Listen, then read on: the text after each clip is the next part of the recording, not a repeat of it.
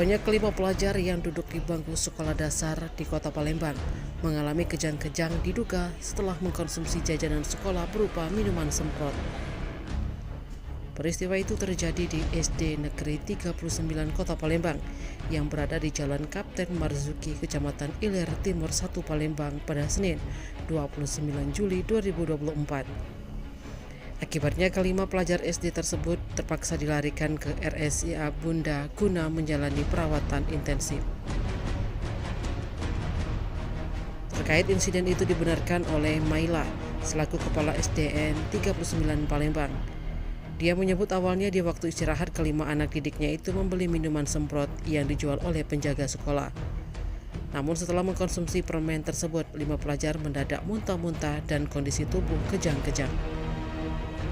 Namun kata Maila, yang memberi minuman semprot itu tak hanya korban 5 pelajar itu, namun ada beberapa siswa lain yang juga membeli minuman semprot tersebut.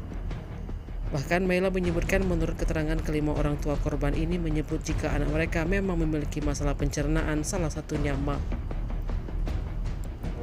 Berkaitan dengan kejadian ini, pihaknya juga sudah menanyakan kepada penjaga sekolah mengenai permen yang dijual.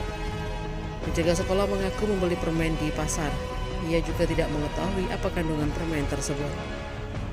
Kepala Bidang Kabid SD Distrik Palembang Haja Juwita mengatakan akan melakukan koordinasi terkait kejadian ini.